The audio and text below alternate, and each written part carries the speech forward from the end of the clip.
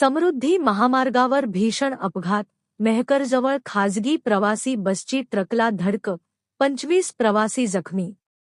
पुणे नागपूर बस अपघातात 11 जणांची प्रकृती गंभीर, अनेक प्रवासी बसमध्ये अडकले होते. बाहेर काढून मेहकर येथील ग्रामीण रुग्णालयात केले भरती. समृद्धी महामार्गावर मेहकर तालुक्यातील पिंपरी माळी गावाजवळ दिनांक 8 जून रोजी पहाटे सुमारे 4 वाजताच्या दरम्यान खाजगी प्रवासी बसचा भीषण अपघात झाला. पुण्याहून नागपूरकडे जाणारी बाबा ट्रॅव्हल्सची लक्झरी बस समोर जाणाऱ्या ट्रकला पाठीमागून धडकल्याने हा अपघात घडला.